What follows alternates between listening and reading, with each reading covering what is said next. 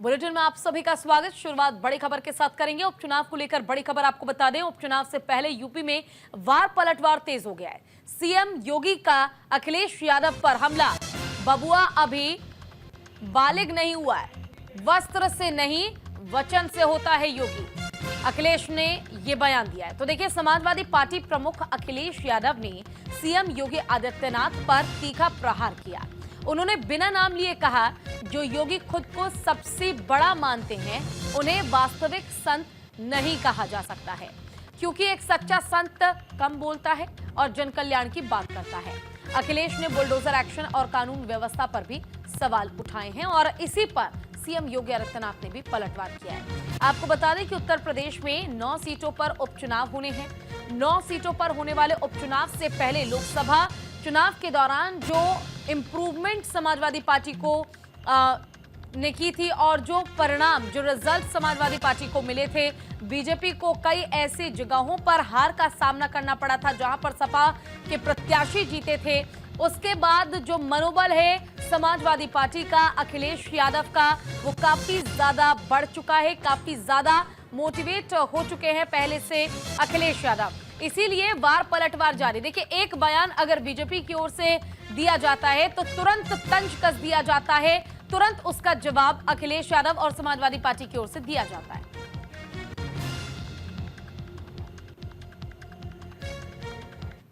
वो जितना कम बोलेंगे उतना ही उनकी सच्चाई छुपी रहेगी।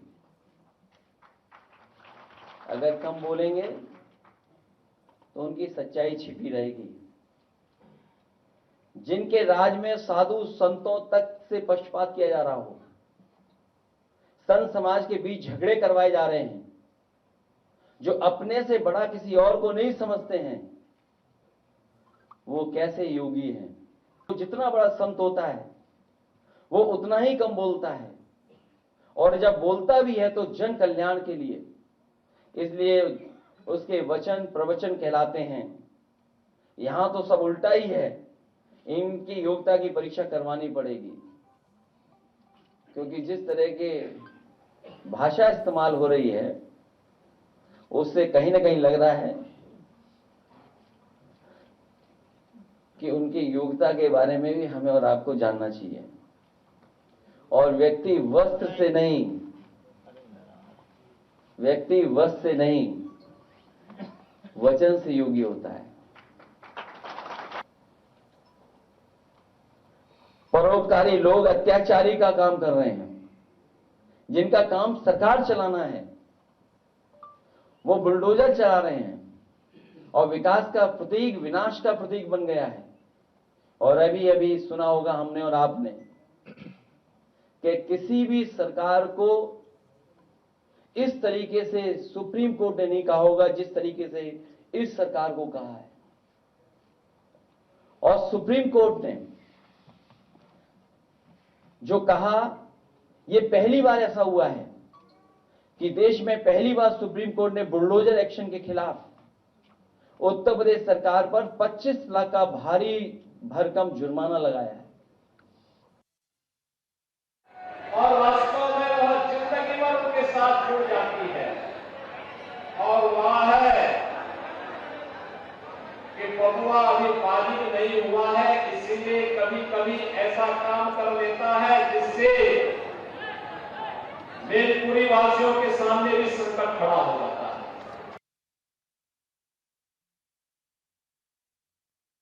एक बार मौका दे दीजिए और हमेशा के लिए याद रखना जो आपकी सुरक्षा पे सेंध लगाए, जो आपके विकास में बाधक बने, जो अराजकता का प्रतीक हो, गुंडागर्दी का प्रतीक हो, गुंडों और अपराधियों को प्रश्रय देता हो, ऐसे लोगों को किसी भी स्थिति में स्वीकार नहीं किया जाना चाहिए। किसी भी स्थिति में स्वीकार नहीं किया जाना चाहिए। जब हम लोग एक गलत व्यक्ति को प्रश्रय देते हैं तो आने वाली पीढ़ी के भरोसे के साथ खिलवाड़ करते हैं। वर्तमान पीढ़ी के वर्तमान को बर्बाद करते हैं और आने वाली पीढ़ी के भविष्य को भी हम खराब करने का काम करते हैं। ये कोई अधिकार हमें नहीं है। और इसीलिए मैं आप सबसे कहने के लिए आया हूं कि बलदाऊ जी की कृपा हुई है। और इसी पर ज्यादा जानकारी के लिए हमारे साथ हमारे संवाददाता नीरज मिश्रा लखनऊ से लाइव जुड़ गए हैं। नीरज, उपचुनाव से पहले वार पलटवार का दौर जारी है, लेकिन इस बीच सबसे ज्यादा कॉमन अगर कुछ है तो वो है एक्टिव होना। इससे पहले आपने देखा होगा कि इससे पहले अखिलेश यादव या समाजवादी पार्टी कहीं ना कहीं इस चीज को एक्सेप्ट कर चुकी थी कि वापस आना थोड़ा मुश्किल है, वो एक्टिवनेस नहीं दिखती थी। लेकिन अब अगर आप देखेंगे तो अगर एक बयान दिया जाता है तो कुछ ही देर बाद उस पर पलटवार कर दिया जाता है। अगर एक होर्डिंग एनडीए की ओर से लगाया गया तो दूसरी होर्डिंग समाजवादी पार्टी भी तुरंत तत्काल प्रभाव से नए नारे के साथ लगा देती है। ठंड पड़ रही है, लेकिन राजनीति में जो गर्मी है वो बढ़ती चली जा रही है। और ये बयानों में आपको देखने को मिल रहा होगा कि किस योगी आदित्यनाथ हो, देश के मुख्यमंत्री या फिर पूर्व मुख्यमंत्री अखिलेश यादव एक दूसरे पर सीधा अटैक कर रहे हैं इस चुनाव में, क्योंकि 9 सीटों पर जो उपचुनाव होने हैं वो दोनों अपने कंधे पर लेकर चल रहे हैं, चाहे सीएम योगी हो या फिर सीएम अखिलेश यादव हो। बड़ी जिम्मेदारी उठाई है और अखिलेश यादव कांग्रेस से इस तरह का समझौता किया इस चुनाव में कि कांग्रेस चुनाव ही नहीं लड़ रही है, एक बड़ी जिम्मेदारी के साथ चुनाव की जीतनी है। तो इसके लिए चाहे जिस तरह से पलटवार, जवाब, पोस्टरवार, तो हर तरह के हथकंडे इस समय अपनाए जा रहे हैं। अपनी अपनी भाषा में अपने को समझाने की कोशिश की जा रही है कि चुनाव जीतना कितना बड़ा लक्ष्य है। इस बार 2027 में जो कुछ होना है उसका रोड मैप अभी से तैयार हो जाएगा और 2000 में जिस तरह की सफलता अखिलेश यादव की है उससे वो काफी उत्साहित है और कहीं से भी मनोबल डाउन नहीं होना चाहते अपने कार्यकर्ताओं का। तो इसलिए वो भी अब लगातार रहे हैं। कल लगातार सीएम योगी को आने पर रखा, समाजवादी पार्टी और अखिलेश यादव सीधे अपने निशाने। बिल्कुल, देखिए समाजवादी पार्टी और लगातार अखिलेश यादव जो है वो वार पलटवार के इस सिलसिले में शामिल हो रहे हैं। लेकिन इस उपचुनाव को लेकर जिस तरह हम देख रहे हैं कि बीजेपी के लिए भी ये नाक का सवाल बन चुका है। अगर इस बार उपचुनाव में किसी भी तरह का सीटों का हेरफेर हुआ तो शायद जवाब दे पाना संगठन को बहुत मुश्किल हो जाएगा। एक प्रेशर भी कहीं ना कहीं मुख्यमंत्री योगी आदित्यनाथ पर बनता नजर आ रहा है। हालांकि लोकप्रिय मुख्यमंत्री हैं, बावजूद इसके आप देख रहे होंगे राज्य में कैसे लोग जो हैं बीजेपी से थोड़ा पीछे हट रहे हैं। तो ये भी एक बहुत बड़ी चुनौती है। देखिए, चुनौती जब भी चुनाव होता है तो फ्री पार्टी जो होता है और खास तौर पर इस समय, और अगर आपके उत्तर प्रदेश के मुख्यमंत्री योगी आदित्यनाथ बहुत ज्यादा मेहनत कर रहे हैं, एक एक 3 रैलियां कर रहे हैं और लगातार सक्रिय हैं, अपने जो रूटीन के कार्यक्रम है वो निपटा रहे हैं और साथ दोपहर 2 बजे के बाद लगातार उनकी रैलियां लगी होती हैं और अब तक वो 6 रैलियां कर चुके हैं दिनों में। तो इससे समझा जा सकता है कितना प्रेशर है और साथ साथ जो मतदाता है वो अधिक से अधिक उनके पास। अगर ये चुनाव कहा जाता है सरकार का होता है, लेकिन उसके बावजूद इतनी ज्यादा मेहनत करना ये बताता है कि भारतीय जनता पार्टी से कोई रिस्क नहीं लेना चाहती और 2000 है तो को भुलाकर आगे बढ़ना चाहते हैं। वहीं अखिलेश यादव अपनी जीत के बरकरार रखना चाह रहे हैं और लगातार अब समाजवादी कार्यालय के बाहर जिस तरह से रोज नए होर्डिंग लग रहे हैं, तो मुख्यमंत्री का नारा था कि बटो लेकर रोज कहीं ना कहीं आपको देखने मिलेगा कि एक नए पोस्टर खड़े जा रहे हैं, नए नारे खड़े जा रहे हैं। तो ये लगातार जारी है और भी इसी तरह के आपको सवाल जवाब और एक आरोप प्रत्यारोप।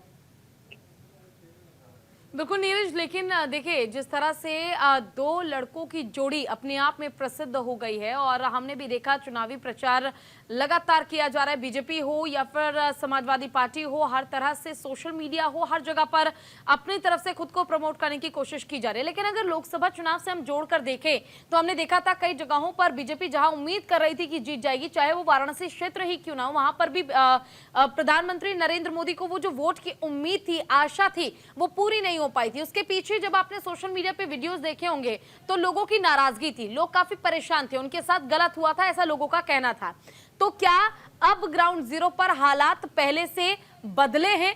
या अभी भी स्थिति जस की तस बनी हुई है? क्योंकि बुलडोजर कार्रवाई को लेकर जहां एक तरफ कुछ लोग ऐसे हैं जो इसे ठीक मानते हैं, सही मानते हैं, तो कहीं कुछ लोग ऐसे भी हैं जिन्हें लगता है कि बुलडोजर कार्रवाई के जरिए आप किसी की संपत्ति को बर्बाद कर देते हैं, जिंदगी भर की कमाई को बर्बाद कर रहे हैं, और ये बिल्कुल ठीक नहीं है, ये गलत है तरीका। तो कहीं ना कहीं इसका प्रभाव भी पड़ता नजर आ सकता है। ग्राउंड जीरो के क्या हालात है, क्या सच्चाई है? जी देखिए, बुलडोजर एक प्रतीक बन गया सरकार का अपराध रखने के लिए, और इसको तमाम बंद भी किया। लेकिन कहीं ना कहीं जब ये मामला सुप्रीम कोर्ट था तो वहां सरकार के लिए दिशा निर्देश जारी हुए, और उसके बाद से अखिलेश यादव और ज्यादा हमलावर, और बुलडोजर जो अपराधियों पर चला, जैसे अहमद या मुख्तार के जो अपराधी थे, और इसके अलावा जिन्होंने अपराध किया या बड़े बड़े संगीन अपराधों में लिप्त रहे और अपराध से कमाई हुई संपत्ति और अवैध निर्माण के ऊपर बुलडोजर चला है। हालांकि अब जब से सुप्रीम कोर्ट का फैसला आया है कि बुलडोजर अभी स्टॉप रहेगा, नहीं चलेगा, तो उसके बाद अखिलेश यादव उत्साहित हैं और बार बार अपनी कॉन्फ्रेंस में बुलडोजर का जिक्र भी करते हैं। तो वहीं उत्तर प्रदेश की सरकार है, जो अधिकारी है, वो कह रहे हैं कि अपराधी हैं, और इसके अलावा जो भी अवैध निर्माण है, जो विकास प्राधिकरण है वो तय करता है कि कौन सा मकान अवैध है, कौन सा वैध से बना है, तो उस हिसाब से बुलडोजर की कार्रवाई की जाती है। ये कानूनी प्रश्न है, लेकिन इतना जरूर है कि चुनाव में बुलडोजर पहले भी बहुत ज्यादा चर्चा में था और इस चुनाव में भी बुलडोजर बहुत ज्यादा चर्चा में। चलिए, आपका बहुत बहुत शुक्रिया इस तमाम जानकारी के लिए नीरज।